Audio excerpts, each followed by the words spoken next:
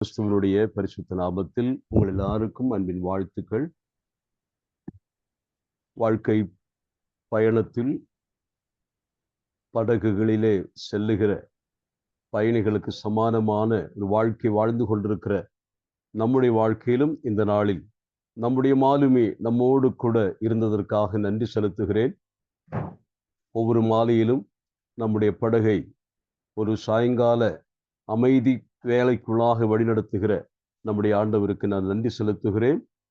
அந்த பாடலை பாடி நமக்கு உதவி செய்து நம்முடைய வாழ்க்கையை ஒரு முறை கூட கருத்தை புரிந்து கொள்வதற்கு உதவின அருமையான சகோதரருக்கும் நான் நன்றி செலுத்துகிறேன். நான் மல்கியான் புத்தகத்தினுடைய இறுதி வகுப்பிலே என்று சொல்லலாம், அது நான் நிறைவு செய்ய போகிறேன். ஆகவே கடைசி அதிகாரம், மல்கியா புத்தகத்தின் கடைசி அதிகாரத்தை நாம் மறுபடியும் ஒரு முறை வாசிக்க கேட்போம். 4ஆம் அதிகாரம். இதோ சூளையை போல எரிகிற நாள் வரும். அப்பொழுது அகங்காரிகள் யாவரும் அக்கிரமம் செய்கிற யாவரும் துரும்பாயிருப்பார்கள். வரப்போகிற அந்த நாள் அவர்களை சுட்டரிக்கும். அது அவர்களுக்கு வேரையும் கொப்பையும் வைக்காமற் போகும் என்று சேனைகளின் கர்த்தர் சொல்லுகிறார். ஆனாலும் என் நாமத்திற்கு பயந்திருக்கிற உங்கள் மேல் நீதியின் சூரியன் உதிக்கும். அதன் செட்டைகளின் கீழ் ஆரோக்கியம் இருக்கும். நீங்கள் வெளியே புறப்பட்டு போய் கொழுத்த கன்றுகளைப் போல வளருவீர்கள். துன்மார்க்கரை மிதிப்பீர்கள். நான் இதை செய்யும் நாளிலே அவர்கள் உங்கள் உள்ளம் கால்களின் கீழ் சாம்பலாய் இருப்பார்கள் என்று சேனைகளின் கர்த்தர் சொல்லுகிறார். ஓரேபிலே இஸ்ரவேலர் எல்லாருக்காகவும் என் தாசனாகிய மோசேக்கு நான் கற்பித்த நியாயப்பிரமாணமாகிய கட்டளைகளையும் நியாயங்களையும் நினையுங்கள். இதோ கர்த்தருடைய பெரிதும் பயங்கரமுமான நாள் வருகிறதற்கு முன்னே நான் உங்களிடத்திற்கு எலியா தீர்க்கதரிசியை அனுப்புகிறேன். நான் வந்து பூமியை சங்காரத்தால் அடிக்காதபடிக்கு அவன் பிதாக்களுடைய இருதயத்தை பிள்ளைகளிடத்திற்கும் பிள்ளைகளுடைய இருதயத்தை அவர்கள் பிதாக்களிடத்திற்கும் திருப்புவான். தேவன் இந்த வசனங்களை நமக்கு ஆசீர்வதித்து கொடுப்பாராக.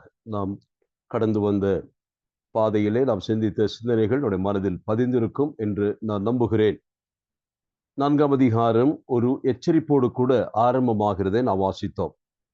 There was a proclamation about a dreadful and a doom day. அதாவது ஒரு கொடிய பயங்கரமான நாள் வருகிறது என்று சொல்லி 4ஆம் அதிகாரம் ஆரம்பிக்கிறதை பார்க்க முடியும். இது எதற்கான பதில் என்பதை நாம் ஏற்கனவே சிந்தித்து விட்டோம். ஏன் இப்படிப்பட்ட ஒரு பயங்கர நாள் வர வேண்டும், அதற்கு என்ன காரணம் என்று கேட்டால், அதற்கு முன் ஆண்டவர் சொன்ன வார்த்தைகளுக்கு அவர்கள் கொடுத்த பதிலுக்கு இப்பொழுது தேவன் கொடுக்கிற பதிலாக நாம் பார்க்க முடியும். என்ன நாம் பார்த்தோம்? எதற்காக ஆண்டவர் நியாயம் தீர்க்க வருகிறார் என்று சொல்வதற்கு காரணம், தேவனை சேவிப்பது விருதா, அவருடைய கட்டளைகளை கை கொள்ளுகிறதுனாலும் சேனைகளின் கர்த்தருக்குன்பாக துக்கித்து நடக்கிறதுனாலும் என்ன பிரயோஜனம்? அதாவது தெய்வ பக்தியினாலே என்ன பிரயோஜனம்? உண்மையாக புதிய ஏற்பாட்டுக்கு வரும் பொழுது தெய்வ பக்தியை குறித்து நாம் வாசிக்கிறோம். அந்த தெய்வ பக்தியானது மிகுந்த ஆதாயம் என்று வாசிக்கிறோம். அப்படிப்பட்ட தெய்வ பக்தி அதனால் எந்த பயனும் இல்லை என்று சாதித்து கொண்டிருக்கக்கூடிய ஒரு காலகட்டத்திலே தான் இந்த செய்தி சொல்லப்படுகிறது. அல்லது தெய்வ பக்தி செய்வோருக்கும் அல்லது தேவனுக்கு பயப்படாதவருக்கும் இடையிலே ஒரு வித்தியாசத்தையும் பார்க்க முடிவதில்லை. தேவனை சேவிப்பதும் விருதா, சேவியாமல் இருப்பதினாலும் எந்த விதமான ஆபத்தும் இல்லை என்று சொல்லுகிற ஒரு காலகட்டத்தில் வாழ்ந்தவர்கள். இவர்களுக்கு தான் தேவன் சொல்லுகிறார், அப்படியானால் அகங்காரிகளுக்கும் தேவனுக்கு பயந்து பணிவோடு வாழ்பவர்களுக்கும் வித்தியாசம் உண்டா என்பதை வெளிப்படுத்துகிற ஒரு நாள் வரப்போகிறது. அந்த நாள் எப்படி வரும் என்று கேட்ட பொழுது, அக்கினி சூளையை போல எரிகிற நாள், அல்லது அது ஊழியங்களையும் ஊழியர்களையும் தெய்வ பக்தி உள்ளவனையும் அகங்காரிகளையும் சோதித்து பிரிப்பதற்காக தேவனால் அனுப்பப்படுகிற நாள்.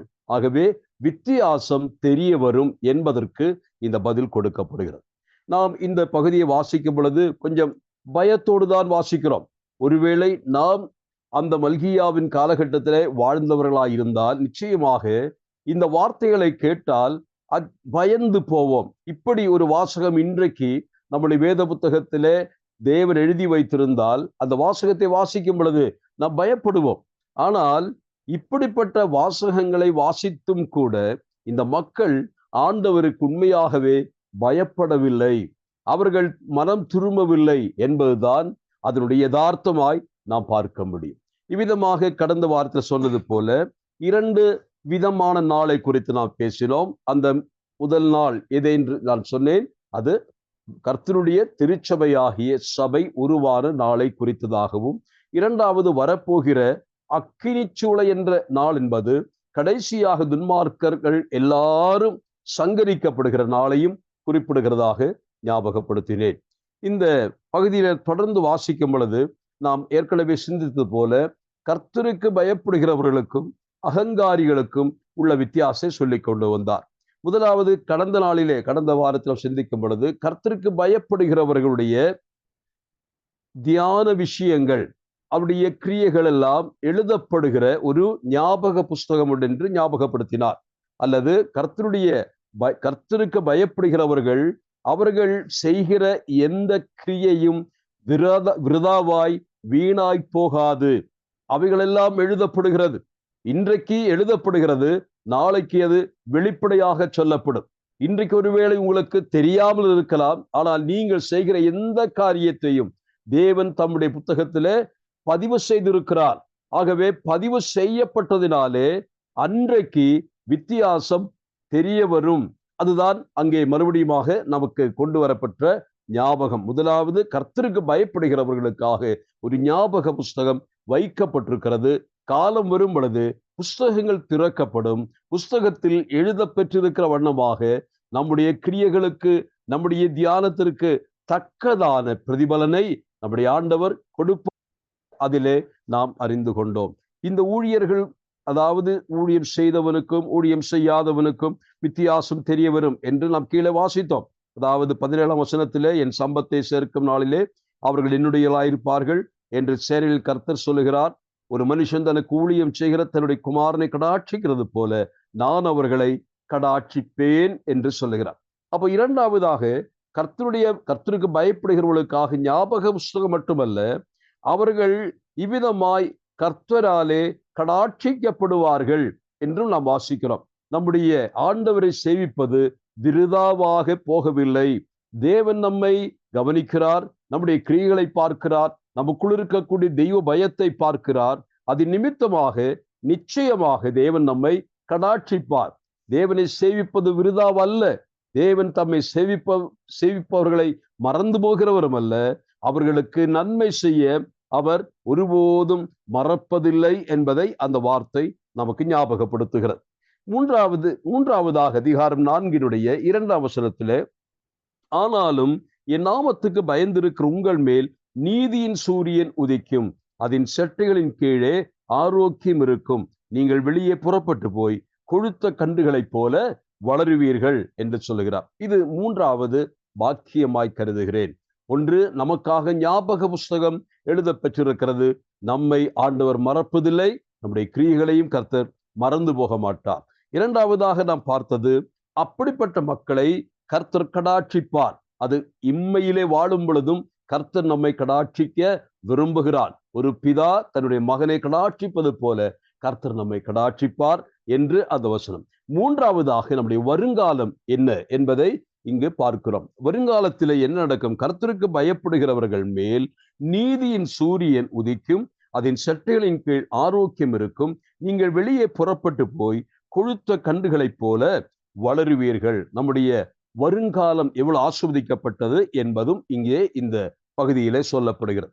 இந்த 3 காரியங்கள் மனதில் பதித்துக் கொள்ளலாம். காரணம், நாம் எதை செய்தாலும் கர்த்தர் ஞாபகத்தில் வைத்திருக்கிறார், நம்மை அவர் மறக்க மாட்டார். இரண்டாவதாக, ஒரு பிதாவுக்கு ஊழியம் செய்கிற புத்திரனையோ புத்திரியையோ அந்த பிதா மனதார கடாட்சிப்பது போல, ஏன் பழைய ஏற்பாட்டு பிதாக்களை பாருங்கள், தன்னுடைய மரண வேளையிலே தங்கள் பிள்ளைகள் எல்லாம் அருகில் அழைத்து அவர்களை அப்பெயர் சொல்லி ஆசீர்வதிக்கிறது போல தேவன் தம்முடைய பிள்ளைகளை, தமக்கு ஊழியம் செய்கிறவர்களை கடாட்சிப்பார், ஆசீர்வதிப்பார் என்று நாம் பார்த்தோம். மூன்றாவதாக, நமக்கு ஒரு வருங்காலம் உண்டு. இம்மையில் நாம் இப்படி இருந்தால் மறுமையிலே நம்முடைய வாழ்க்கை எப்படி இருக்கும்? மகிமையான ஒரு வாழ்க்கை நமக்கு காத்திருக்கிறது என்று நாம் அறிந்து கொள்ள முடியும். 2ஆம் வசனத்திலே சொல்லப்படுகிற விஷயம், அது ஆண்டவராகிய இயேசு கிறிஸ்துவினுடைய மேசியாவின் ராஜ்யத்திலே நிகழ்கிறதாக நாம் பார்க்க முடியும்.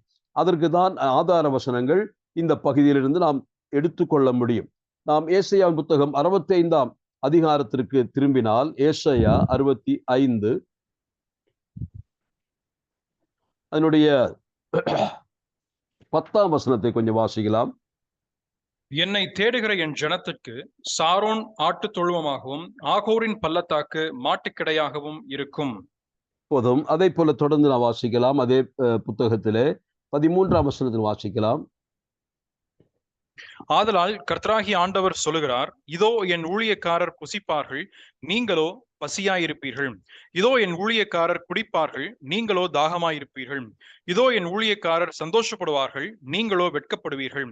இதோ என் ஊழியக்காரர் மனமகிழ்ச்சியினாலே கெம்பீரிப்பார்கள், நீங்களோ மனநோவினாலே அலறி ஆவியின் முறிவினாலே புலம்புவீர்கள். நான் தெரிந்து கொண்டு அப்புறம் வாசிக்கலாம். இந்த பகுதி வாசித்த பொழுது நான் சொன்னது போல இந்த 65ஆம் அதிகாரத்தில் நீங்கள் தொடர்ந்து வாசித்தால், இது கர்த்தராகிய இயேசு கிறிஸ்து சொன்னபடியாக தான் ஸ்தாபிக்க போகிற கிறிஸ்து ராஜ்யம், மேசியாவின் ராஜ்யம் ஆகிய 1000 வருஷ அரசாட்சியை குறித்துள்ள விளக்கம் தருகிற பகுதி என்று அறிந்திருக்கிறோம்.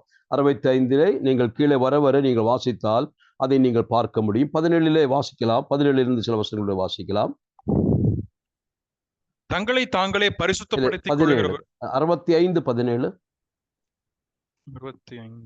இதோ நான் புதிய வானத்தையும் புதிய பூமியையும் சிருஷ்டிக்கிறேன், முந்தினவைகள் இனி நினைக்கப்படுவதும் இல்லை, மனதிலே தோன்றுவதும் இல்லை. நான் சிருஷ்டிக்கிறதுனாலே நீங்கள் என்றென்றைக்கும் மகிழ்ந்து களிகூர்ந்திருங்கள். இதோ எருசலேமை களிகூறுதலாகவும் அதன் ஜனத்தை மகிழ்ச்சியாகவும் சிருஷ்டிக்கிறேன். நான் எருசலேமின் மேல் களிகூர்ந்து என் ஜனத்தின் மேல் மகிழ்ச்சியாயிருப்பேன். அழுகையின் சத்தமும் கூக்குரலின் சத்தமும் அதில் இனி கேட்கப்படுவதில்லை. அங்கே இனி அற்ப ஆயுசுள்ள பாலகனும் தன் நாட்கள் பூர்ணமாகாத கிழவனும் உண்டாகிறார்கள். 100 வயது சென்று மரிக்கிறவனும் வாலிபன் என்று எண்ணப்படுவான். 100 வயதுள்ளவனாகிய பாவியோ சபிக்கப்படுவான். தொடர்ந்துள்ள பாகங்கள் எல்லாம் நமக்கு 1000 வருஷ அரசாட்சியை குறித்துள்ள ஞாபகங்களை கொண்டு வருகிறது. பழைய ஏற்பாட்டிலே ஏசாயா அதை சொல்லுகிறார். ஏசாயா இதை சொல்வதற்கு முன்னதாக ஏசாயாவின் புத்தகம் 35ஆம் அதிகாரத்தின் முதல் வசனத்தை வாசித்து பாருங்கள். 35 முதல் வசனம். 35:1. வனாந்தரமும் வறண்ட நிலமும் மகிழ்ந்து கடுவழி கழித்து புஷ்பத்தை போல செழிக்கும். தொடர்ந்து வாசி. அது மிகுதியாய் செழித்து பூரித்து ஆனந்த களிப்புடன் பாடும். லீபனோனின் மகிமையும் கர்மேல் சாரோன் என்பவைகளின் அலங்காரமும் அதற்கு அளிக்கப்படும். அவர்கள் கர்த்தருடைய மகிமையையும் தமது தேவனுடைய மகத்துவத்தையும் காண்பார்கள். 10ஆம் வசனம். கர்த்தரால் மீட்கப்பட்டவர்கள் திரும்பி ஆனந்த களிப்புடன் பாடி சியோனுக்கு வருவார்கள். நித்திய மகிழ்ச்சி அவர்கள் தலையின் மேல் இருக்கும். சந்தோஷமும் மகிழ்ச்சியும் அடைவார்கள். சஞ்சலமும் தவிப்பும் ஓடிப்போம். இந்த 35ஆம் அதிகாரமும் இயேசு கிறிஸ்து ஸ்தாபிக்க போகிற 1000 வருஷ அரசாட்சியினுடைய முகத்துவங்களை, அதனுடைய செழுமையை, அதனுடைய மேன்மை விளக்குகிற பகுதிகள் என்பதும் நாம் ஞாபகத்திலே கொள்ளலாம். 11ஆம் அதிகாரத்திலே வாசிக்கும் பொழுது, அதாவது ஏசாயா 11 புத்தகத்திலே 11ஆம் அதிகாரம், ஒரு நிமிஷம்.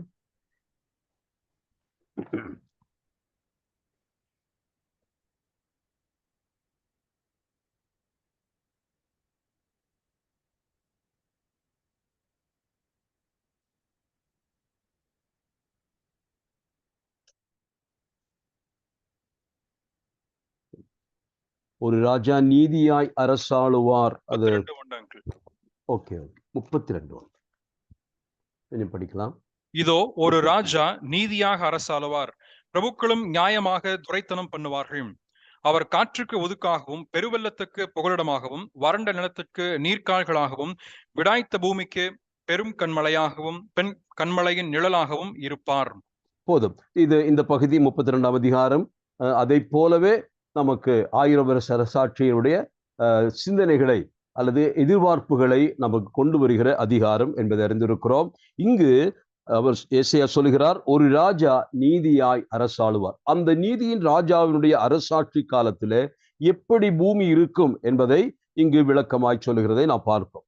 ஆகவே நாம் மறுபடியும் மல்கியாவின் 4ஆம் அதிகாரத்துக்கு திரும்பி வரும் பொழுது 2ஆம் வசனத்திலே, ஆனாலும் என் நாமத்துக்கு பயந்திருக்கிற உங்கள் மேல் நீதியின் சூரியன் உதிக்கும், அதன் செட்டைகளின் கீழ் ஆரோக்கியம் இருக்கும், நீங்கள் வெளியே புறப்பட்டு போய் கொழுத்த கன்றுகளைப் போல வளருவீர்கள். இது வருங்காலத்திலே நிகழக்கூடிய ஒரு கூற்றாக நாம் எடுத்துக்கொள்ளலாம். ஆனாலும் நம்முடைய ஆன்மீக வாழ்வுக்கு நாம் ஜெபத்தில் இதை பயன்படுத்தலாம், தவறு கிடையாது. காரணம், நீதியின் சூரியனுடைய அந்த ஒளி கதிர்களுக்கு கீழாக தங்களை ஒப்பு கொடுத்து வசிப்பவர்கள் நிச்சயமாய் அவர்கள் ஆன்மீக செழிப்பை அடைவார்கள். அது நமக்கு ஆன்மீக நிலைமையிலே நாம் எடுத்துக்கொள்ளலாம். இன்றைக்கும் அந்த வசனம் நம்முடைய வருங்காலத்தை குறித்து மட்டும்தான் சொல்லவில்லை. இன்றைக்கும் நாம் அந்த வசனத்தை அதனுடைய ஆன்மீக அர்த்தத்திலே எடுத்துக்கொண்டு ஆண்டவரிடத்திலே கேட்கலாம். இந்த இடத்துல நீதியின் சூரியன் என்று சொல்லப்பட்டிருக்கிறது. வேத புத்தகத்திலே இப்படி நீதியின் சூரியன் என்ற சொல் இங்கு மட்டும்தான் வருகிறது. வேறு ஏனைய இடங்களிலே அப்படி ஒரு வார்த்தை வருவதில்லை. நீதியின் சூரியன், நீதியின் ராஜா என்று சொல்லப்பட்டிருக்கிறது. ஆனால் நீதியின் சூரியன் என்ற சொல் இங்கே வருகிறது. அது எதனாலே என்று நாம் கேட்கலாம். 1000 வருஷ அரசாட்சி காலகட்டத்திலே ஆண்டவருடைய அந்த நீதியின் ஆட்சியிலே இயேசு கிறிஸ்துவானவர் சூரியனைப் போல பிரகாசிப்பார் என்று நான் நம்புகிறேன்.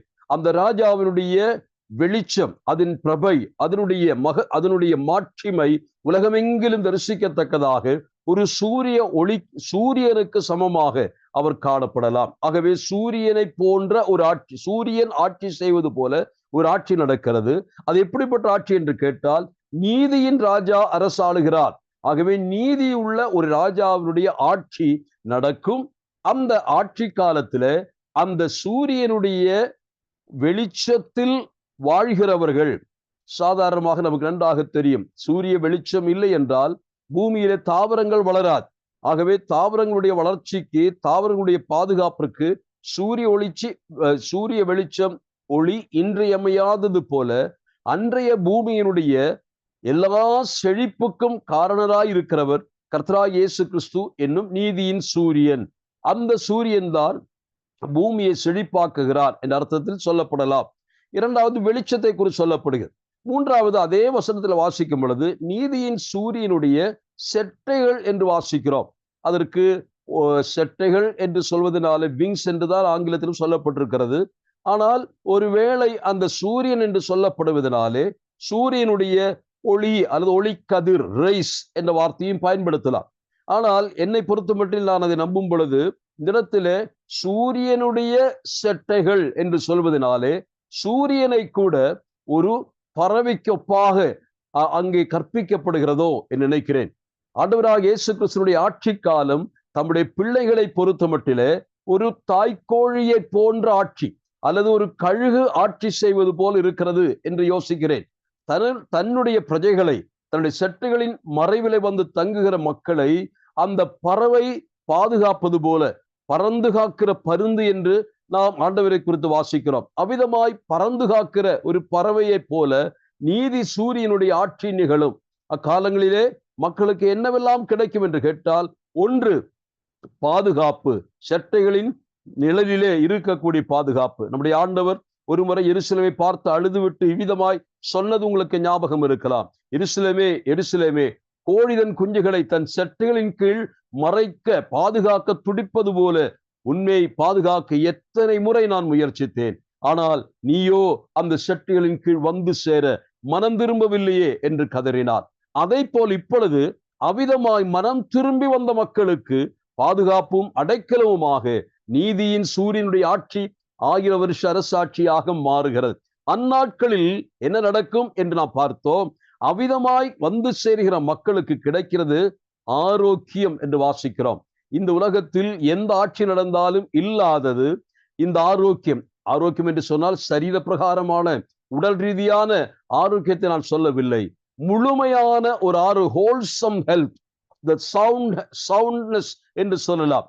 முழுமையான, நிறைவான, மகிழ்ச்சியான ஒரு நிலைமை எந்த ஆட்சியிலும் வரவில்லை. மனிதர்கள் அதற்காக முயற்சிக்கிறார்கள். ஆனால் ஆண்டவராகிய இயேசு கிறிஸ்து தன்னுடைய ராஜ்யம் ஸ்தாபிக்கும் பொழுது இந்த மகிழ்ச்சிகரமான ஒரு சூழல் அன்றைக்கு காணப்படும். 1000 வருஷ அரசாட்சியிலே யாரெல்லாம் பிரவேசிப்பார்கள் என்பதை நாம் அறிந்திருக்கிறோம். நான் அந்த விளக்கத்திற்கு போகவில்லை. ஆனால் ஆண்டவராகிய இயேசு கிறிஸ்து ஆட்சி காலத்திலே என்ன நடக்கும்? அங்க வாசித்த வசனத்திலே கர்த்தருக்கு பயப்படுகிறவர்கள், தங்களுடைய பெயர்கள் ஞாபக புஸ்தகத்திலே எழுதப்பட்டவர்கள், அவர்கள் எப்படி இருப்பார்கள் என்று வாசித்தால், அவர்கள் ஆரோக்கியமடைவார்கள் மட்டுமல்ல, அவர்கள் வெளியே புறப்பட்டு போய் கொழுத்த கன்றுகளைப் போல வளருவார்கள். என்ன அர்த்தம் இது என்ன என்று கேட்டால், இதுவரைக்கும் கட்டப்பட்டிருந்த காளைகள், இதுவரைக்கும் ஒரு தொழுவத்திற்குள் அடைக்கப்பட்டிருந்தவர்கள், இதுவரைக்கும் எல்லைக்குட்பட்டவர்களாக ஒடுக்கப்பட்டவர்களாய் மிகவும் நெருக்கப்பட்டவர்களாய் வாழ்ந்த அந்த மக்கள் இப்பொழுது விடுதலை பெறுவது போல, அவர்கள் அந்த காளைகளை போல இப்பொழுது அவர்கள் சுதந்திரம் அடைந்தவர்களாக தங்களுடைய வாழ்க்கையிலே அவர்கள் இப்பொழுது விடுதலை பெற்றவர்களாய் இருக்கிறார்கள். அந்த கன்றுகளைப் போல, அந்த காளைகளைப் போல அவர்கள் வளருவார்கள். கர்த்தருக்கு ஸ்தோத்திரம். இந்த ஒரு ஆட்சி காலம் வருவதற்காக நாம் ஏக்கத்தோடு காத்திருக்கிறோம். இது வர வேண்டுமானால் இன்றைக்கு நம்முடைய கர்த்தராகிய இயேசு கிறிஸ்து வானத்திலே நம்மை வந்து சேர்த்து போனால் நமக்கு நன்றாக தெரியும் எத்தனை நாட்கள் கழித்து இந்த ஆட்சி துவங்கும் என்று. 7 வருஷத்தினுடைய இடைவெளி முடித்தால் அதற்கப்புறமாக நம்முடைய மகிமையின் ராஜா அந்த வெள்ளை குதிரையிலே வரும் பொழுது நமக்கு தெரியும். அது வெளிப்படுத்தின விசேஷம் 19ஆம் அதிகாரத்திலே நான் வாசிக்கிறோம். அவருடைய பெயர் ராஜாதி ராஜா, கர்த்தாதி கர்த்தர், பூமியின் அதிபதிகளுக்கெல்லாம் அதிபதியாயிருக்கக்கூடிய நம்முடைய கர்த்தராகிய இயேசு கிறிஸ்து வானலோகத்தினின்று பூமிக்கு இறங்கி வருவார். ஒலிவுமலையிலுடைய பாதங்கள் நிற்கும் அந்த நாள். அது மிகப்பெரிய யுத்தத்தினாலாய் இருந்தாலும் அடுத்ததாக அற்புதமான ஒரு ராஜ்யம் மலரப் போகிறது. அதுதான் 1000 வருஷ அரசாட்சி என்று நாம் நம்புகிறோம். தன்னுடைய மனவாட்டியோடு கூட உலகை ஆளப் போகிற அந்த 1000 வருஷங்கள் நமக்கு அதிலே மிகுந்த மகிழ்ச்சியும் எதிர்பார்ப்பும் உண்டு. ஆனால் இன்றைக்கு சில கிறிஸ்தவ திருச்சபைகளிலே போதகர்கள் இவ்விதமான ஒரு 1000 வருஷ அரசாட்சி இல்லை என்று சாதிக்கிறார்கள். ஏன்? நம்முடைய கூடுகையில் இருக்கக்கூடிய ஒரு சிலர் கூட இப்படிப்பட்ட போதனைகளை கொடுக்கிறார்கள். அமில்லினியம் என்று அவர்களை குறித்து பெயர் சொல்லுகிறார்கள். அதாவது 1000 வருஷம் என்ற லிட்டரலா இருக்கக்கூடிய ஒரு கிங்டம் ஆண்டவருக்கு இல்லை என்று அவர்கள் சாதிக்கிறார்கள். ஆகவே சபையானது மகோதர வழியாய் கடந்து போய் கடைசியில அப்படியே ஆண்டவரிடத்தில் எடுத்துக்கொள்ளப்படும் என்று அவர்கள் நம்புகிறார்கள். சரி, அதை நான் இப்பொழுது அதனுடைய விளக்கத்திற்கு நான் போக விரும்பவில்லை. ஆகவே 3 காரியங்களை குறித்து நான் வாசித்தோம். ஒன்று, கர்த்தருக்கு பயப்படுகிறவர்களே, நீங்கள் ஒருபோதும் பயப்பட வேண்டிய அவசியம் இல்லை.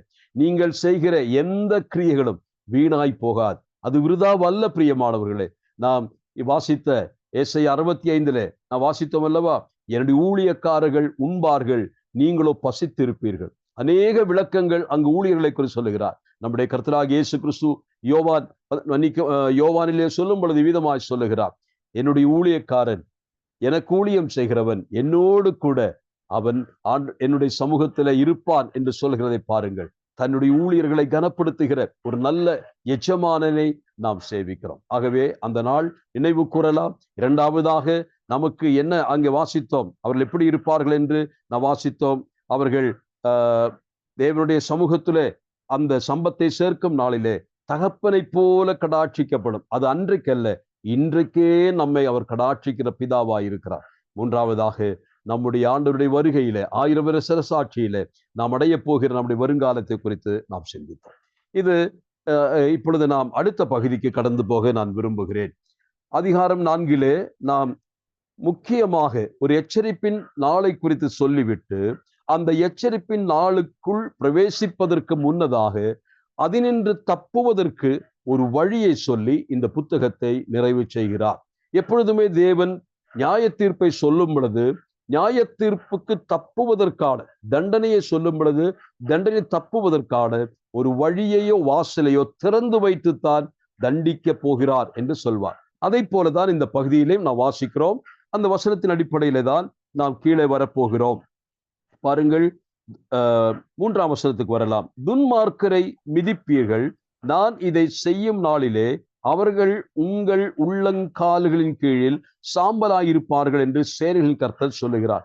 இது கர்த்தருக்கு பயப்படுகிறவர்களுக்கு கிடைக்கக்கூடிய கடைசி வெற்றியை அது காட்டுகிறது. காரணம், நாம் ரோமரிலே வாசிக்கிறோம் அல்லவா, ரோமர் 16ஆம் அதிகாரம் நினைக்கிறேன், கொஞ்சம் வாங்க. ரோமரின் புத்தகம் 16ஆம் அதிகாரம் கடைசி அதிகாரத்திலே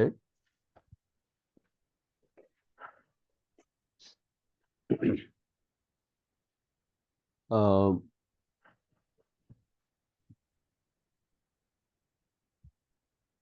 சமாதானத்தின் தேவன்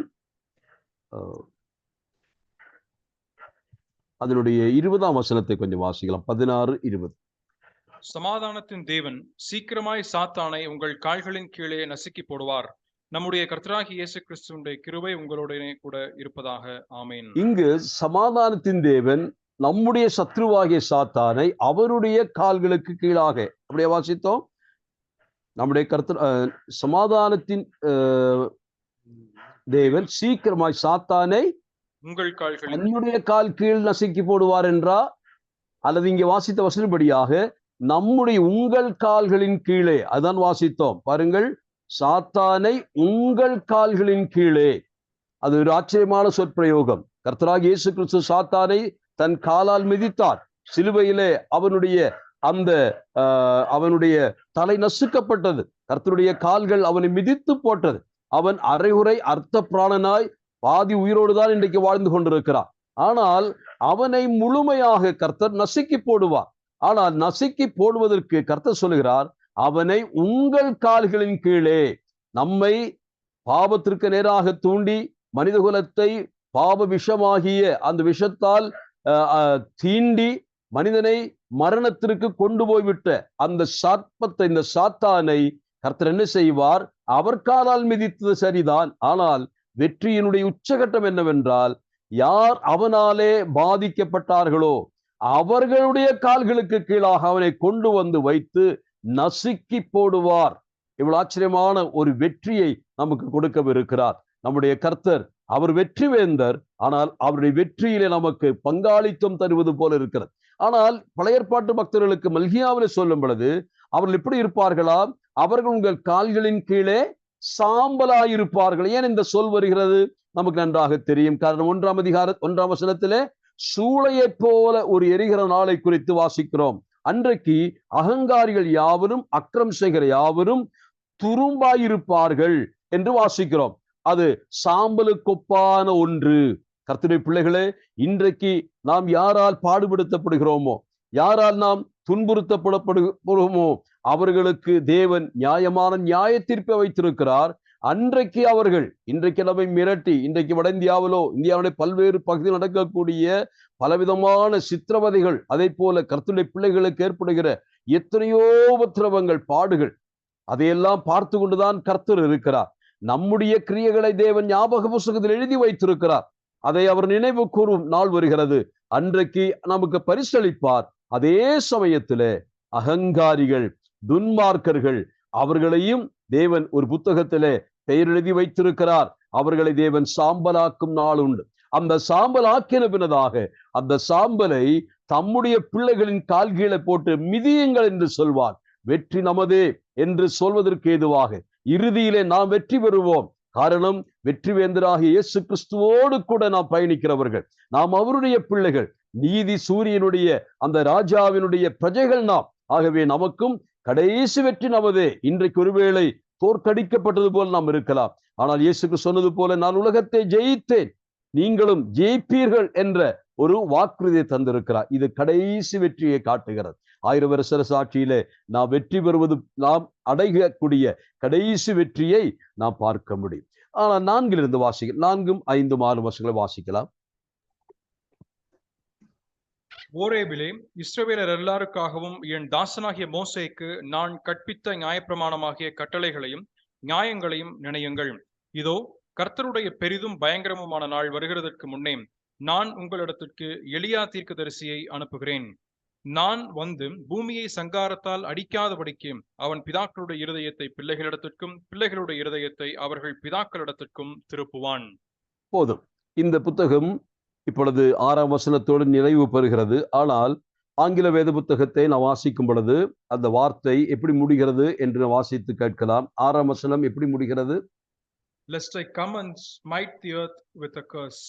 With a curse, அதாவது சாபம் என்ற சொல்லோடு கூட, அல்லது சங்காரம் என்ற சொல்லோடு கூட இந்த புத்தகம் நிறைவு பெறுகிறதை பார்க்க முடியும்.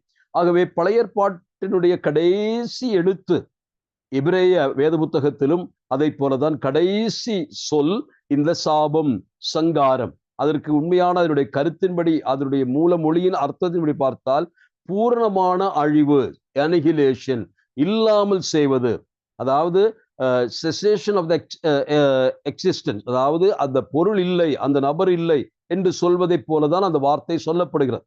ஆகவே இந்த வசனத்தை பழைய ஏற்பாட்டிலோ புதிய ஏற்பாட்டிலோ ஆலயங்களிலே, யூத மத ஆலயங்களிலே, குறிப்பாக மன்னிக்கவும் அந்த ஜெப ஆலயங்களிலே வாசிக்கும் பொழுது அவர்கள் கடைசி 6வது வசனத்தை முதல் வாசித்து 5வது அதிகாரத்தை சொல்லி கடைசியில நிறைவு செய்வார்களாம்.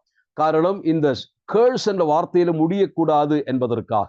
ஆனால் அவ்விதமாய் மாற்றி வாசிப்பதனாலே இந்த வசனத்தினுடைய ஆழம் குறைந்து போகாது, அதனுடைய இன்டென்சிட்டி, அதனுடைய கிராவிட்டி குறைவதில்லை. இது ஒரு எச்சரிப்பின் வாசகம்.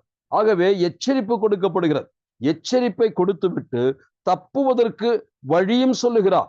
நீங்கள் சங்கரிக்கப்படாதபடிக்கு, முற்றிலுமாய் அழிந்து போகாதபடிக்கு நீங்கள் என்ன செய்யலாம் என்று கர்த்தர் ஆலோசனை கொடுக்கிறார். தீர்க்கதரிசிகள் மூலமாக அந்த ஆலோசனையை கொடுப்பதாக பார்க்க முடியும். இந்த பகுதியிலே நாம் 2 முக்கியமான நபர்களுடைய பெயர்களை வாசித்தோம். யார் அவர்கள்? 4ஆம் வசனத்திலே, ஓரேபிலே இஸ்ரவேல் எல்லாருக்காகவும் என் தாசனாகிய மோசேக்கு நான் கற்பித்த நியாயப்பிரமாணமாகிய கட்டளைகளையும் நியாயங்களையும் நிர்ணயங்கள் என்று சொல்லுகிறார். முதலாவது மோசேயின் நியாயப்பிரமாணத்தை குறித்து சொல்லி நியாயப்பிரமாணத்தை நினைவு கூறுங்கள் என்று அவர்களுக்கு சொல்லுகிறார். ரிமெம்பர் த லா, நியாயப்பிரமாணத்தை நினைவு கூறுங்கள் என்று சொல்லுகிறார். அப்போ சங்கரிக்கப்படுவதற்கு அல்லது மகா பயங்கரமான நாளுக்கு தப்புவதற்கு ஒரு வழி சொல்லுகிறார். ஒன்று என்னவென்று கேட்டால், மோசேயின் நியாயப்பிரமாணத்தை நினைவு கூறுங்கள். இந்த இடத்திலே மோசே குறித்து கர்த்தர் சொல்லும் பொழுது கடைசியாக பழைய ஏற்பாட்டிலே இங்குதான் என் தாசனாகிய மோசே என்று சொல்லுகிறார். என் தாசன் என்ற வார்த்தை மோசே குறித்து பழைய ஏற்பாட்டிலே அநேக இடங்களிலே நாம் வாசிக்கிறோம். ஆண்டவர் அடிக்கடி சொல்லுகிற வார்த்தை என் தாசனாகிய மோசே, என் தாசனாகிய மோசே என்றுதான் சொல்வார். இங்கே கடைசியாக சொல்லும் பொழுது கூட அந்த வார்த்தை விட்டு, மோசையின் பெயர் கடைசியாக பழைய ஏற்பாட்டிலே வருகிற இடத்திலே கூட மோசையை குறித்து கர்த்தர் சொல்லும் பொழுது என் தாசன் என்று சொல்லுகிறார். எவ்வளவு மேன்மையான கனத்துக்குரிய ஒரு பதவி பிரியமானவர்களே. கர்த்தர் நம்மை பார்த்து, என்னை பார்த்து என் தாசன் என்று சொல்லுகிற அந்த அழைப்பு எவ்வளவு மேன்மையானது. அப்படிப்பட்ட ஒரு வாக்கியம் நமக்கும் கிடைக்க வேண்டும் அல்லவா? அப்படி அதற்கேற்றபடி வாழ வேண்டும் அல்லவா? கர்த்தருடைய மனதிற்கு பிரியமாய் வாழ்ந்த தன்னுடைய தாசனை குறித்து கர்த்தர் சொல்கிறார், அவன் என்னுடைய தாசன். வேத புத்தகத்திலே ஒரு 7, 8, 9 பேர்களை குறித்து என் தாசன் என்று கர்த்தர் சொல்லுகிறார். ஆனால் அதிலே முக்கியமாக சொல்ல வேண்டுமானால் என் தாசன் மோசே என்று கர்த்தர் சொல்லுகிறார். அவருடைய மரணத்தின் வார்த்தையை குறித்து சொல்லும் பொழுது, யோசுவா சொல்லும் பொழுது என் தாசனாகிய மோசே மரித்தார். ஆண்டவர் அந்த வார்த்தைகளை சொல்லும் பொழுது ஒரு விதமான உள்ளத்திலே ஒரு விதமான எண்ணத்தில் வியாகுலத்தோடு தான் சொன்னதாக நான் நினைக்கிறேன். என் தாசனாகிய மோசே மரித்தார். நம்முடைய மரணத்திலே கூட கர்த்தருக்கு துக்கம் உண்டு. மோசேயை அகாலத்திலே எடுத்துக்கொண்டது போலதான் கர்த்தருக்கே நினைவு வந்திருக்கலாம். அவன் இன்னும் வாழ்ந்திருக்க வேண்டும். ஆனால் அதற்கு தடை அவனே கொண்டு வந்து விட்டார். ஆனால் ஏற்ற வேளையிலே கர்த்தரை நீக்க வேண்டியதாயிற்று. ஆனால் கர்த்தர் சொல்லும் பொழுது என் தாசனாகிய மோசே. நான் சொல்லுகிறேன், நம்முடைய மரணத்தின் வேளையிலே கூட, நாம் மரிக்கும் தருவாயில கூட கர்த்தர் நம்மை குறித்து அப்படி சொன்னால் எப்படி இருக்கும்? ஆரம்ப நாட்களிலே ஆண்டவருக்காக பணியாற்றி ஏராளம் இருக்கிறார்கள். ஆனால் வாழ்க்கையின் முடிவுக்கு வரும் பொழுது அநேகர் கர்த்தருக்கு ஏற்றவர்களாய் இல்லை. அவர்கள் மரணிக்கும் முன் இந்த சாட்சி பெற தவறுவதை நான் பார்க்கிறோம். ஆனால் மோசையோ கடைசி வரைக்கும் சொல்லும் பொழுது என் தாசனாகிய மோசே என்று கர்த்தர் சொல்லுகிறார். இந்த வார்த்தையை வைத்துக்கொண்டு இங்கே மோசையை குறித்து என்ன பார்க்கிறோம்? ஓரேபிலே இஸ்ரவேலர் எல்லாருக்காகவும் என் தாசனாகிய மோசேக்கே நான் கற்பித்த நியாயப்பிரமாணமாகிய கட்டளைகளையும் நியாயங்களையும் நினையுங்கள் என்று சொல்லுகிறார். இந்த நியாயப்பிரமாண புத்தகத்தை குறித்து நமக்கு நன்றாக தெரியும். இஸ்ரவேல் மக்கள், அது இஸ்ரவேல் தேசத்தினுடைய மிக சிறப்பு, மேன்மையான சிறப்பு என்னவென்றால், நாம் உபாகமத்திலே வாசிக்கிறது போல அவர்கள் விசேஷமான ஜாதி என்று சொல்வதற்கு ஏனைய ஜாதிகளுக்கு இல்லாத நியாயப்பிரமாண புத்தகத்தை வைத்திருப்பவர்கள்.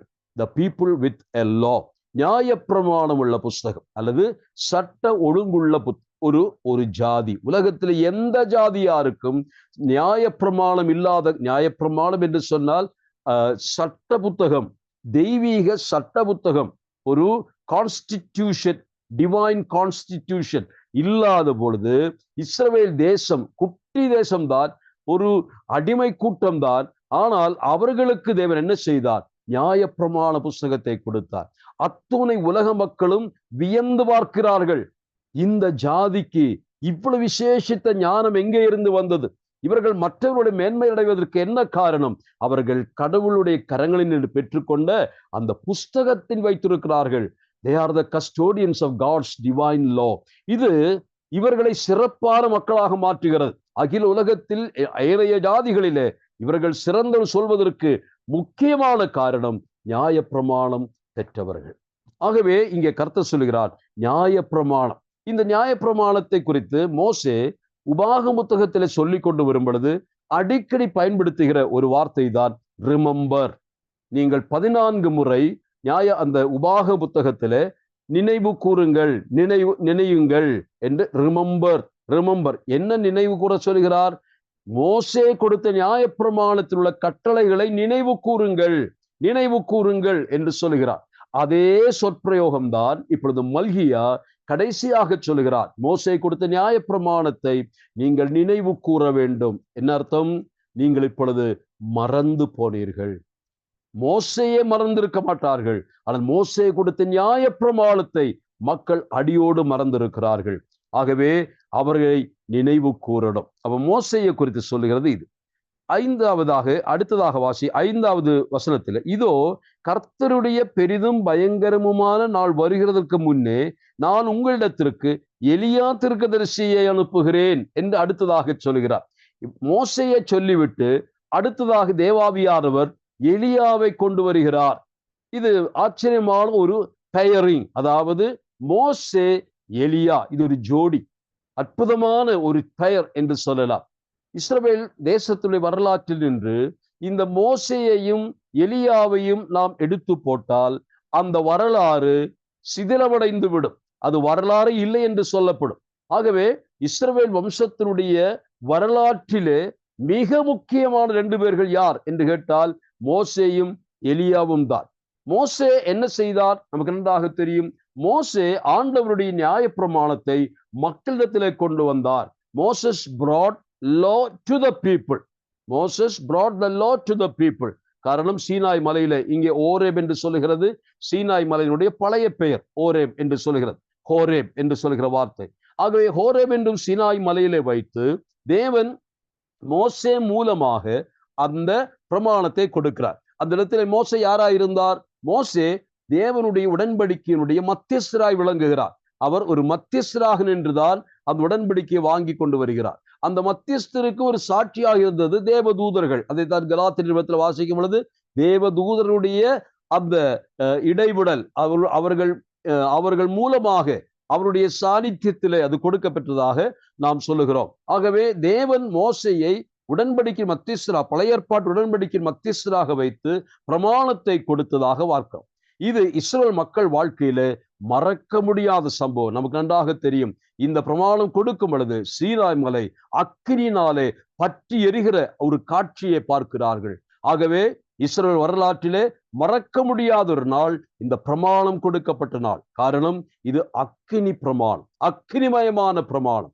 இதை உண்மையாக கீழ்ப்படுகிறவர்களுக்கு இது ஆசீர்வாதம். இதை எதிர்த்து இதற்கு விரோதமாய் செயல்படுவர்களுக்கு இது அக்கினியை கொண்டு வருகிற நியாயப்பிரமாணம். இது இரண்டையும் அவர்களை நன்றாக சொல்லிக் கொடுத்துதான் நீங்கள் நியாயப்பிரமாணத்தை நினையுங்கள் என்று சொல்லுகிறார். அப்ப மோசே நியாயப்பிரமாணத்தை மக்களிடத்திலே கொண்டு வந்தார். ஆனால் எலியா என்ன செய்தார்? எலியா brought the people to the law. எலியா ஒரு மேன் ஆஃப் ரிவைவல். அவர் ஒரு புரட்சியாளர் மற்றும் மறுமலர்ச்சியாளர் என்று சொல்லலாம். அவ்விதமாக ஒரு ஆவிக்குரிய புரட்சியை இஸ்ரவேல் மக்கள் மத்தியில ஏற்படுத்தின ஒரு மகா மனிதன் தான் எலியா. ஆகாபுடைய காலகட்டத்தில ஒரு புயல் போல தோன்றி அந்த புயலிலேயே மறைந்து போகிற ஒரு மகா தீர்க்கதரிசி தான் எலியா என்பதை நாம் அறிந்திருக்கிறோம். ஆகவே எலியாவுடைய வேலை என்ன? எலியா நியாயப்பிரமாணத்தை பெற்றுத்தரவில்லை. ஆனால் அந்த நியாயப்பிரமாணத்தை இழந்து போன மக்களை இப்பொழுது நியாயப்பிரமாணத்தினிடத்திலே அழைத்து கொண்டு வருகிறார். He is bringing the people back to the law. இதுதான் எலியாவுக்கும் மோசேக்கும் உள்ள வித்தியாசம். ஆனால் இவர்கள் இருவரும் இருந்தால்தான் தேவஜனம் ஆசீர்வதிக்கப்படும். நியாயப்பிரமாணத்தை கொடுப்பவர்களும் அதை போல நியாயப்பிரமாணத்தினிடத்திலே தெய்வஜனத்தை கொண்டு வருகிறவர்களும் பாக்கியவான்கள். அந்த இரண்டு ஊழியங்களும் ஒன்றாய் செய்யும்படியாக தேவன் இருவரை எழுப்புகிறதை சரித்திரத்திலே நாம் பார்த்தோம். இவர்கள் இருவரும் இணைந்துதான் இப்பொழுதும் காணப்படுகிறார்கள். இவர்கள் வாழ்ந்த காலத்திற்கு இடைவெளி இருக்கிறது, சரிதான். ஆனால் அவருடைய ஊழியமாகட்டும், அவருடைய பேச்சுக்களாகட்டும் எல்லாமே ஒரு ஒற்றுமையோடு இருப்பதை நீங்கள் பார்க்க முடியும். நியாயப்பிரமாணத்தினிடத்திலே மக்களை கொண்டு வந்தவர் எலியா. ஆகவே மோசேயின் நியாயப்பிரமாணத்தை நினைவு கூற சொல்லுகிறார். நினைவு கூர்ந்தால் நீங்கள் திரும்பி போகணும். Remember and return back to the law. அதற்குதவியா யார் இருக்கிறார் என்று கேட்டால் உங்களுக்கு எலியாவும் இருக்கிறார். எலியாவின் இடத்துல நீங்கள் நோக்கி பாருங்கள். அவன் செய்த அற்புதங்கள், அடையாளங்கள் எல்லாமே மக்களை தேவனிடத்திலும் பிரமாணத்தினிடத்திலும் திரும்பி கொண்டு வருகிற ஒரு அற்புதமான ஊழியனாய் எலியாவும் இருந்தார். இந்த எலியாவை குறித்து என்ன சொல்கிறார்? இதோ கர்த்தருக்கு பெரிதும் பயங்கரமான நாள் வருகிறதுக்கு முன்னே நான் உங்களிடத்திற்கு எலியா தீர்க்கதரிசியை அனுப்புகிறேன் என்று சொல்லுகிறார். இந்த எலியா தீர்க்கதரிசி யார் அல்லது அனுப்புகிறேன் என்று சொல்றாரு. இவர் வந்தாயிற்றா அல்லது இனிமேல் வருகிறவராய் இருக்கிறாரா என்று நாம் யோசிக்க வேண்டும். நாம் அதை ஏற்கனவே அறிந்திருந்தாலும் கூட ஒருவேளை சில சந்தேகம் இருக்கிறதுனாலே அதை நான் விளக்கும்படியாக விரும்புகிறேன். இந்த எலியா தீர்க்கதரிசி அனுப்புகிறேன். 400 வருஷம் இடைவெளி வந்தாயிற்று. காரணம், இந்த மல்கியா புத்தகம் எழுத பெற்றது இது 400 வருஷங்கள் கழித்து மறுபடியுமாக புதிய ஏற்பாட்டினுடைய முதல் புத்தகம் நாம் வாசிக்கிறோம். ஆகவே 400 வருஷத்தின் இடைவெளி காலம், மௌன காலம் என்று சொல்லுகிற காலகட்டத்திற்கு கடந்து போகிறார்கள். அதற்கு பின் எந்த தீர்க்கதரிசியினுடைய சத்தமும் 400 வருஷங்கள் கேட்கப்படவில்லை. மல்கியாவுடைய அந்த கடைசி குரலோடு கூட பழைய ஏற்பாட்டினுடைய தீர்க்கதரிசியினுடைய அந்த குரல் ஓய்கிறது. அமைதிக்குள் போகிறார்கள். இது கடைசி சத்தமாயிருக்கிறது. ஆகவே இந்த 400 வருஷங்கள் நாம் கணக்கின்படி பார்த்தால் எத்தனை தலைமுறை என்று யோசித்து பாருங்கள். நாம் ஒருவேளை இன்றைய கணக்கின்படி 100 வருஷம் ஒரு தலைமுறை என்றால் 4 தலைமுறை. ஆனால் அநேகர் சொல்லுகிறார்கள் ஒரு தலைமுறை என்பது 40 வருஷங்களை குறிக்கிறதாக சொல்லுகிறார்கள். அப்படியானால் 10 தலைமுறை, 10 தலைமுறையாருக்கு இனிமேல் தெய்வீகமான சத்தம் கேட்பதற்கு வாய்ப்பில்லாமல் போயிற்று. இது ஒரு ஆச்சரியமாக நமக்கு தோன்றலாம். தேவன் 400 வருஷம் மௌனமாயிருந்தார். ஆனால் அதற்கு முந்தின 4000 சில்வாறு வருஷங்கள் தேவன் பேசிக்கொண்டுதான் இருந்தார். அவர் தம்முடைய தீர்க்கதரிசிகளை அனுப்பி கொண்டுதான் இருந்தார். தன்னுடைய சித்தத்தை வெளிப்படுத்தி கொண்டுதான் இருந்தார். எது தமக்கு பிடிக்கும் பிடிக்காது என்பதை ஜனங்களுக்கு சொல்லிக் கொண்டுதான் வந்தார். இப்பொழுது கடைசியாக மல்கியா தீர்க்கதரிசி மூலமாக தேவன் தன்னுடைய சித்தங்களை வெளிப்படுத்தினார். இதை கேட்கிறவர்கள் தான் அக்காலத்து மக்கள். அவர்கள் பாக்கியவான்கள். நீங்கள் மோசேயின் நியாயப்பிரமாணத்தை நினைவுக்கூர், remember the law and return to the law என்ற அழைப்பு கொடுக்கப்படுகிறது. இந்த எலியா இவர்கள் இருவரும் ஜோடியாக இருப்பதாக நான் சொன்னேன் அல்லவா? இவர்கள் செய்த ஊழியம் என்ன என்று நாம் பார்த்தால் நமக்கு நன்றாக தெரியும். நாம் ஒரு வசனத்தை வாசிக்கலாம். நம்முடைய ஆண்டவர் இந்த வசனத்தினால் அல்ல நம்முடைய புதிய ஏற்பாட்டுக்கு வரும் பொழுது இதன் விளக்கத்தை பார்க்கலாம். லூக்கா 1 அதிகாரம் 17 வசனத்தை வாசிக்கலாம். லூக்கா 1:17.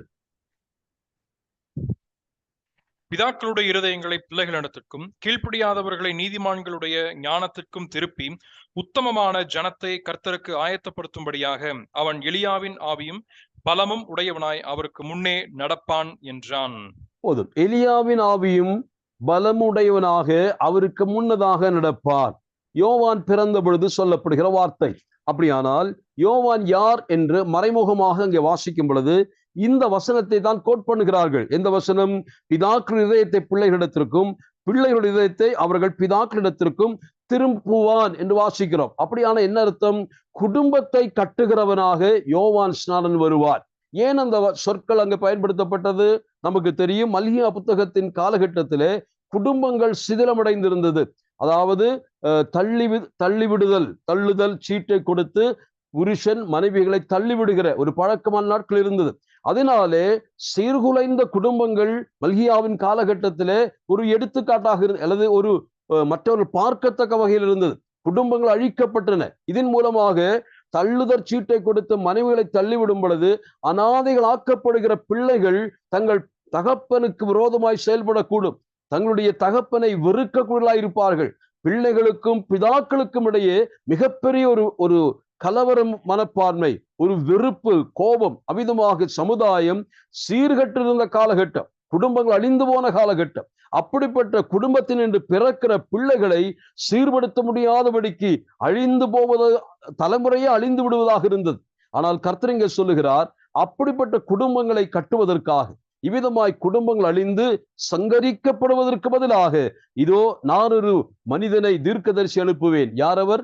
எலியா என்று சொல்லுகிறார். ஆனால் எலியாவை குறித்து சொல்லும் பொழுது யோவானை குறித்து தான் குறிப்பிடுவதாக நாம் வாசித்து கேட்டோம். எப்படி என்று கேட்டால், இந்த யோவான் என்ன செய்தார்? அவன் பிதாக்களுடைய இதயத்தை பிள்ளைகளிடத்திற்கும் பிள்ளைகளுடைய இதயத்தை பிதாக்களிடத்திலும் கொண்டு வந்தான். காரணம், ஒரு அற்புதமான, ஒரு முன்மாதிரியான குடும்பத்தினின்று பிறந்து வந்தவர் இந்த யோவான். எலிசபெத்துக்கும் சகரியாவுக்கும் மகனாக பிறந்த யோவான். அந்த நல்ல குடும்பம், அந்த அற்புதமான தம்பதிகள், கர்த்தரிட்ட சகல கட்டளைகளையும் கீழ்ப்படுகிற, நீதி செய்கிற ஒரு அற்புதமான தம்பதிகள். அப்படிப்பட்ட ஒரு குடும்பம், அதாவது மல்கியா காலத்திலே வாழ்ந்த குடும்பத்தை போலல்ல. இந்த குடும்பம் கர்த்தருடைய வசனத்திற்கு, கர்த்தருடைய கட்டளை, அதாவது நியாயப்பிரமாணத்திற்கு கீழ்ப்படிந்து அவர்கள் நடக்கிற மக்கள் என்று வாசிக்கிறோம். அப்படிப்பட்ட குடும்பத்தினின்று யோவான் பிறந்தான். யோவான் என்னவாய் மாறுகிறார்? குடும்பத்தை கட்டுகிறான், அல்லது சமுதாயத்தை சீர்திருத்துகிறாய் வருகிறார். அப்போ முதலாவது, இந்த எலியா வருவார் என்று சொன்னது முதல் நிறைவேறுகிறது எங்கே என்று பார்த்தால், யோவான் ஸ்நானனிலே இந்த வார்த்தை நிறைவேறுகிறது. அப்ப யோவான் ஸ்நானனிலே அப்படியால என்ன சொல்லலாம்? எலியாவினுடைய ஆவியோடு வந்தவர், ஆவியோடு வந்தவர் என்று சொல்லுகிறேன். அதாவது எலியா அல்ல, திருவுமாக எலியா என்று அவரை குறித்து சொல்ல முடியாது. ஆனால் வருகிற எலியா யார் என்று ஆண்டவரிடத்திலே கேட்கும் பொழுது சீஷர்களுக்கு அவர் பதில் சொல்லுகிறார். அதாவது யோவான் மன்னிக்கவும் மத்தேயு 11ஆம் அதிகாரத்திலும், அதே போல மத்தேயு 17ஆம் அந்த மருவ மலை நின்று இறங்கி வருகிற சமயத்திலேயும் கேள்வி கேட்கும் பொழுது பதில் சொல்லுகிறார். வருகிறவராகிய எலியா இவன்தான் என்று சொல்வதை பார்க்கும். அப்படியானால் எலியா என்ற ஒரு தனி மனிதனை போல அவர் வந்தார் என்று சொல்ல முடியாது. எலியாவின் ஆவியோடும் பலத்தோடும் அவர் வந்தார் என்று எடுத்துக்கொள்ளலாம். அது யோவான் ஸ்நானன். ஆனால் அதே நிலைமையிலும் மீண்டுமாய் நாம் எலியாவை எங்க பார்க்கிறோம்? we could see Elijah's spirit in the John the Baptist. we could perceive the spirit in the person of John the Baptist என்று நான் சொல்லுகிறேன். ஆனால் அந்த மறுமலைக்கு வரலாம். மத்தேயு சுவிசேஷத்தினுடைய 17ஆம் அதிகாரத்துக்கு வரும் பொழுது மறுமலையிலே நீங்கள் பாருங்கள், யாரை பார்க்கிறோம் அங்கு?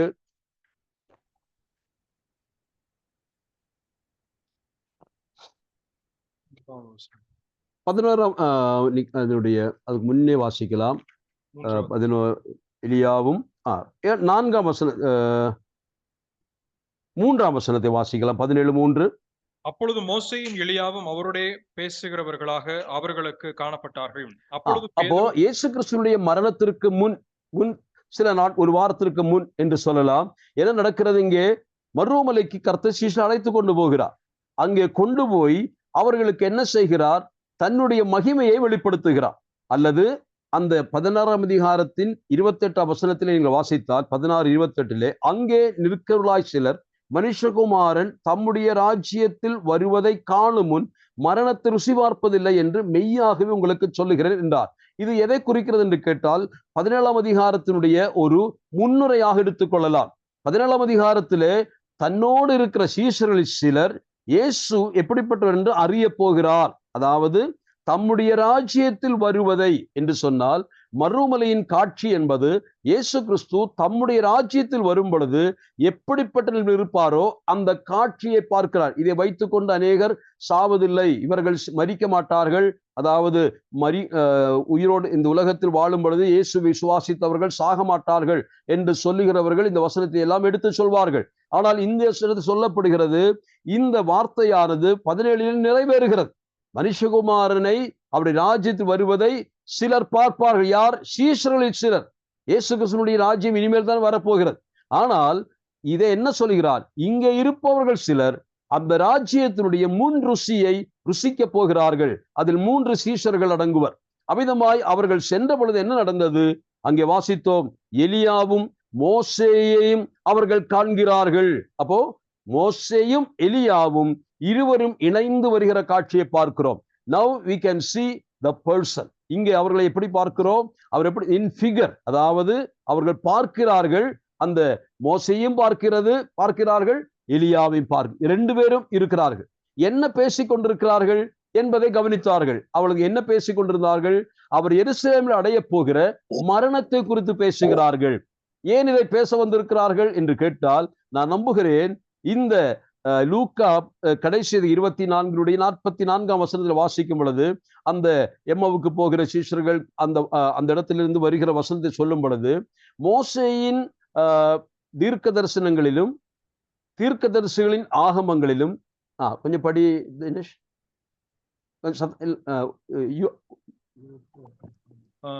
மோசேயின் நியாயப்பிரமாணத்திலும் தீர்க்கதரிசிகளின் ஆகமங்களிலும் சங்கீதங்களிலும் என்னை குறித்து எழுதியிருக்கிறவைகள் எல்லாம் நிறைவேற வேண்டியது என்று நான் உங்களோடு இருந்த போது உங்களுக்கு சொல்லிக் கொண்டு வந்த விசேஷங்கள் இவைகளே என்றார். போதும். மரித்தும் உயிர்த்தெழுந்த ஆண்டவராக இயேசு கிறிஸ்து சொற்கள் பாருங்கள். இங்க என்ன சொல்லுகிறார்? மோசேயின் நியாயப்பிரமாணம், தீர்க்கதரிசிகளுடைய ஆகமங்கள், சங்கீதங்கள் என்று மூன்றாக அந்த வேத வார்த்தைகளை அல்லது திருமறையை மூன்றாக பழைய ஏற்பாட்டை பிரித்து சொல்லுகிறார். அதில் எது எழுதப்பட்டிருக்கிறது கேட்டால், இயேசு கிறிஸ்துவை குறித்து எழுதப்பட்டிருக்கிறது. மோசே என்ன எழுதினார்? மோசே இயேசு கிறிஸ்துவனுடைய மரணத்தை குறித்தும் உயிர்த்தெழுதலை குறித்து எழுதினார் என்று சொல்லுகிறார். ஆகமங்களில் என்ன எழுதப்பட்டிருக்கிறது?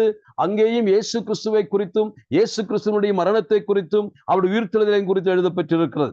என்னை குறித்து எழுதப்பட்டிருக்கிறது சொன்னால், பிறப்பு, வாழ்க்கை, அதே போல மரணம், அதற்கப்புறமாக உயிர்ப்பு, இதெல்லாம் பழைய ஏற்பாட்டிலே எழுதப்பெற்றதாகத்தான் இயேசு சாமி நமக்கு சொல்லுகிறார். ஆகவே மோசேயும் எலியாவும் அந்த மரணத்திற்கு முன் வருவதற்கு காரணம், ஆகமங்களிலும் சங்கீத புத்தகத்திலும் அதே போல நியாய பிரமாணத்திலும் எழுதப்பெற்றவர் நீங்க தான். உங்களோடு கூட நாங்கள் வந்திருக்கிறோம். உங்கள் மரணத்திற்கு முன்னதாக உங்களை சந்தித்து போவது போல அந்த காட்சியை அவர்கள் சொல்லுகிறார்கள். மோசேயும் எலியாவும் எதற்காக வந்தார்கள் என்று கேட்டால், மரிக்க போகிற இயேசுவுக்கு அவர்கள் துணை நிற்கிறது போல இருக்கிறது. அங்கே அவரை அதாவது கெத்செமனேக்கு போகும் பொழுது அவர் மிகவும் வியாகுலப்பட்டதாக பார்க்கிறோம். தெய்வ சித்தம் செய்வதற்காக அவர் முழுமையை ஒப்புக் கொடுத்தவர் தான். ஆனாலும் அதனுடைய கடினமான கசப்பை நினைத்த பொழுது அவர் சங்கோஜப்படுவது போல இருக்கிறார். ஆனாலும் அவரை திடப்படுத்த தேவதூதர்கள் வந்ததாக பார்க்கிறோம். நான் சொல்லுகிறேன், அதற்கு முன்னதாகவே தேவன் பரலோகத்தில் நின்று தன்னுடைய குமாரனிடத்திற்கு மோசேயையும் எலியாவையும் அனுப்பி வைத்தார். இவர்கள் இருவரும் தான் இஸ்ரவேல் தேசத்தினுடைய மகாமனிதர்கள். அவர்கள் வந்திறங்கினார்கள். இந்த காட்சியை பார்க்கும் பொழுது அந்த 3 சீஷர்கள் புரிந்து கொண்டிருக்க வேண்டும், மனுஷகுமாரன் தம்முடைய ராஜ்யத்தில் வரும் பொழுதும் இப்படிதான் இருப்பார் என்று. அங்கே யாரெல்லாம் இருப்பார்? அப்பொழுது கர்த்தராகிய இயேசு கிறிஸ்து இருப்பார். பழைய ஏற்பாட்டினுடைய மோசே இருப்பார். நியாயப்பிரமாணத்தை கொடுத்தவர் இருப்பார். நியாயப்பிரமாணத்தினிடத்திற்கு மக்களை திருப்பினவர் இருப்பார். மட்டுமல்ல, அந்த ராஜ்யத்தில் யாரெல்லாம் இருப்பார்கள்? கர்த்தராகிய இயேசு கிறிஸ்துவும் அவருடைய திருச்சபையும் இருப்பதை பார்க்க முடியும். அதை போல மோசே மரித்து அடக்கம் செய்யப்பட்டவர், மரித்து அடக்கம் செய்யப்பட்டு உயிர்க்கப்பட்டு இருப்பார்கள். எலியா அன்றைக்கு அவர் மரிக்கவில்லை, அவர் வானலோகத்திற்கு ரதத்திலே எடுத்துக் கொள்ளப்பட்டார். மரியாமல் இருப்பவர்களும் அந்த ராஜ்யத்திலே வந்துவார்கள் என்பதையும் அது நமக்கு ஞாபகப்படுத்துகிறது. இவ்விதமாக மோசேயும் எலியாவும் கூட்டாக இருப்பதை நாம் பார்க்க முடியும். இது அவருடைய we can see them in figures என்று சொல்லலாம். ஆனால் கடைசியாக இந்த மோசேயும் எலியாவை நாம் எங்கே பார்க்கலாம்? தயவாக நாம் வெளிப்படுத்தும் 11ஆம் அதிகாரத்திற்கு வரலாம். வெளிப்படுத்தும் விசேஷம் 11ஆம் அதிகாரம்.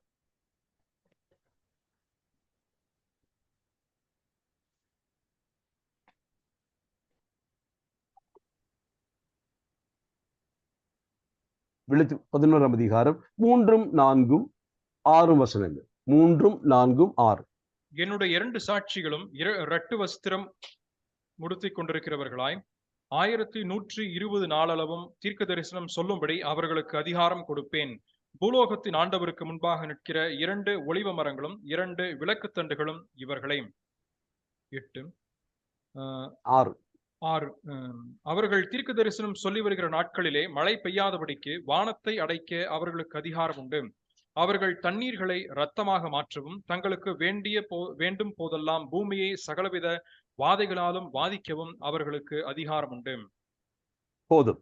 இந்த வசனங்கள் நமக்கு தெரிந்ததே. அதாவது மகோதர காலத்தின் மத்திய பாகத்திலே தேவனால் அனுப்பப்படுகிற 2 சாட்சிகள், 2 witnesses என்று நாம் பார்க்கிறோம். இந்த இரண்டு சாட்சிகள் யார் என்பதை குறித்து விவாதங்கள் இருக்கிறது. கிறிஸ்தவ உலகத்திலே இதை குறித்து மிக கடுமையான விவாதங்கள் நடைபெறுகிறது. ஆனால் என்னுடைய சிற்றறிவிலே தேவவசனத்தினுடைய ஒழுங்கின்படி நான் பார்க்கும் பொழுது இந்த இரண்டு சாட்சிகளும் யாராய் இருக்கக்கூடும் என்று நினைத்தால் அது மோசேயும் எலியாவுமாக இருக்க வேண்டும். காரணம், எங்கெல்லாம் மோசேயை சொல்லப்பட்டதோ அங்கு எலியாவை குறித்து சொல்லப்பட்டது மல்கியாவில். அதை போல மறுரூபலைக்கு வரும் பொழுது அங்கே மோசே இருந்தார், எலியா இருந்தாக வாசிக்கும்.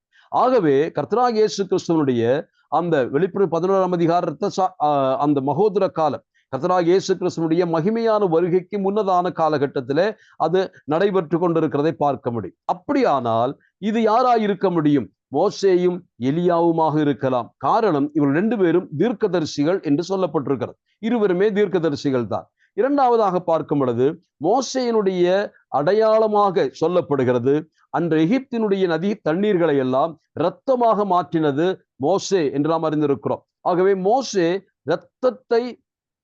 தண்ணீரை இரத்தமாக மாற்றினவர் என்று நாம் அறிந்திருக்கிறோம்.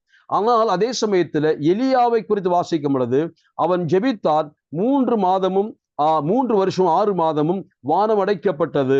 அவன் ஜெபித்த பொழுது மறுபடியும் வானம் திறக்கப்பட்டது. இதைத்தான் இங்கே வானத்தை அடைப்பதற்கும் திறப்பதற்கும் அதிகாரம் உடையவர்களாக அந்த தீர்க்கதரிசியில் ஒருவர் இருப்பார். அப்படியானால் இருவரும் இணைந்து செய்கிற ஊழியம். அங்கு ஒருத்தர் இப்படி செய்வார், மற்றொருத்தர் அப்படி செய்வார் சொல்லல. எலியாவும் அந்த மோசையும் இணைந்து செய்கிற அற்புதங்களை குறித்து வாசிக்கிறோம். எலியா ஆவியோடு வந்த யோவான் ஸ்நானன் ஒரு அற்புதத்தையும் செய்யல. அதை வேதத்திலே வாசிக்க, ஒரு அற்புதத்தையும் செய்யவில்லை, அடையாளங்களை செய்யவில்லை. ஆனால் அதே எலியாவின் பலத்தோடு வந்த பொழுது, அதே எலியா தன்னுடைய பர்சனிலே, he comes in person, இந்த உலகத்துக்கு வரும் பொழுது அவர் பலமுள்ளவராய் வருகிறார். அதாவது எலியாவின் ஆவியும் பலமுள்ளவராய் வருவதாக வாக்கு கொடுத்தாரே, அந்த வாக்கு தத்தம் உண்மையாகவே வெளிப்படுத்தின விஷயம் 11ஆம் அதிகாரத்தில் நிறைவேறுகிறது. they are coming in person. மோசேயும் எலியாவும் வந்து மரிக்கிறார்கள். அப்படியானால் மாம்ச ரத்தத்தோடு தான் வந்திருக்கிறார்கள் என்று சொல்ல வேண்டும், இல்லாவிட்டால் மரணம் சம்பவியாது. ஆகவே மரிக்கிறதற்காக வந்தவர்கள் மாம்சத்திலே வந்திருக்கிறார்கள். அவர்கள் இருவரும் மரித்தார்கள் என்று பார்க்கிறோம். அப்போ இது யார் என்று கேட்டால் கடைசியாக நாம் சொல்லுகிறது மோசேயும் எலியாவும். அப்ப நான் சொல்ல வந்தது, இங்கே கடைசியாக எச்சரிப்பை கொடுக்கும் பொழுது தப்ப வேண்டுமானால் நீங்கள் யாரை சார்ந்து கொள்ள வேண்டும்? ஒன்று, மோசேயை, நியாயப்பிரமாணத்தை நினைவு கூர்ந்து கீழ்ப்படியுங்கள் என்று சொல்லுகிறார். நமக்கு தெரியும், ஆண்டவர் ஊமை சொல்லும் பொழுது லூக்கா, நான் நினைக்கிறேன் 16ஆம் அதிகாரம் நினைக்கிறேன், அந்த ஐஸ்வர்யவானான ஒரு பணக்காரனை குறித்து வாசிக்கிறோம் அல்லவா? இரத்தாம்பரத்தை அணிந்து கொண்டு வாழ்ந்த ஒரு மனிதனுடைய கதை, லாசரு பிச்சைக்காரனை போல வாசலில் கிடக்கிற கதையெல்லாம் நாம் அங்கே வாசிக்கிறோம். அதிலே இந்த பணக்காரன் நரகத்துல சென்ற பொழுது அவன் ஆண்டவரிடத்தில் கேட்கிற கேள்விக்கு கர்த்தர் பதில் சொல்லுகிறார். என்ன கேட்கிறார்? ஆண்டவரே, அந்த லாசருவை என்னுடைய நாவை தொடுவதற்கு தண்ணீரோடு அனுப்பும் என்று கேட்கும் பொழுது வர முடியாது, ஒரு பெரும் பிளவு உண்டு என்று சொல்லுகிறார். அடுத்ததாக, அப்படி இல்லை என்றால் நீர் யாரையாகிலும் அனுப்பினால், அங்கே போய் யாராகிலும் போய் அங்கு சொன்னால் அவர்கள் மனம் திரும்புவார்கள். அதற்கு கர்த்தர் கொடுத்த பதில் என்ன? 16 எடுத்திருக்கா? 16:29. அவர்களுக்கு மோசேயும் தீர்க்கதரிசிகளும் உண்டு, அவர்களுக்கு மோசேயும் தீர்க்கதரிசி உண்டு, அவர்களுக்கு அவர்கள் செவி கொடுக்கட்டும் என்றான். அவர்களுக்கு அவர் செவி கொடுக்கட்டும். இது என்ன காட்டுகிறது என்று கேட்டால், புதிய ஏற்பாட்டிலும் பழைய ஏற்பாட்டிலும் நியாயப்பிரமாணத்தை குறித்துள்ள முக்கியத்துவத்தை கர்த்தர் சொல்லுகிறார். மோசே இருந்தால் நியாயப்பிரமாணம் உண்டு. மோசே நியாயப்பிரமாணத்திற்கு கீழ்ப்படிந்து, அதாவது மனம் திரும்பி கீழ்ப்படிந்தால் நீ தப்பலாம் என்று அவர்கள் சொல்லுகிறார். மரித்தோர்ந்து எழுத்தோர்தம் போனா நம்புவான் அவன் சொன்னா, கர்த்தர் சொல்லுகிறார், மோசையே நம்பலேனா மரித்தோர்ந்து இடத்தில் எழுந்து போனால் நம்ப மாட்டார்கள். மோசையை நம்பாதவர்கள் எந்த அற்புதத்தையும் வேற நம்ப மாட்டார்கள். ஆகவே மோசே அப்படிப்பட்ட மனுஷன், அவனிடத்துல திரும்பி வாருங்கள், அந்த நியாய பிரமாணத்திற்கு கீழ்ப்படிங்கள், தப்பலாம். 2, எலியாவைக்கு சொல்லும் பொழுது, எலியா வரப்போகிறார். எப்பொழுது வருவார்? அவருடைய ஊழியம் என்ன? உங்களை சீர்திருத்த வருகிறார். அந்த வசனத்திற்கு கீழ்ப்படிந்து குடும்பங்களை நன்றாய் அமைத்து நல்ல குடும்பத்தில் வசித்து அவிதமாய் பக்தியுள்ள சந்ததிகளை உருவாக்கி கொள்ளுங்கள், தேவனுக்கு பைபிள் சந்ததியை உருவாக்குகிற குடும்பங்களாய் வாழுங்கள் என்று எலியாவும் சொல்லுவார் என்று சொல்லுகிறார். யோவான் ஸ்நானன் அதற்காக வந்தார். அடுத்ததாக வந்தது மருவமலையில. 3ஆவதாக அந்த கடைசி காலகட்டத்தில் அந்த உபத்திரவ காலகட்டத்திலே மறுபடியுமாய் வந்து இரத்த சாட்சிகளாய் மரிக்கிற 2 பேர்களிலே இவர்களும் இருக்கிறார்கள் என்பதை ஞாபகப்படுத்துகிறேன். நான் நிறைவு செய்ய விரும்புகிறேன். இன்றைக்கு இன்னும் சில விஷயங்கள் சொல்லலாம், ஆனால் அதனுடைய தேவையில்லை.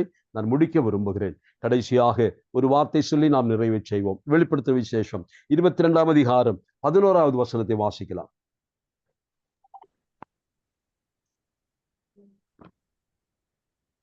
அநியாயம் செய்கிறவன் இன்னும் அநியாயம் செய்யட்டும், அசுத்தமாயிருக்கிறவன் இன்னும் அசுத்தமாயிருக்கட்டும், நீதியுள்ளவன் இன்னும் நீதி செய்யட்டும், பரிசுத்தம் உள்ளவன் இன்னும் பரிசுத்தமாகட்டும்.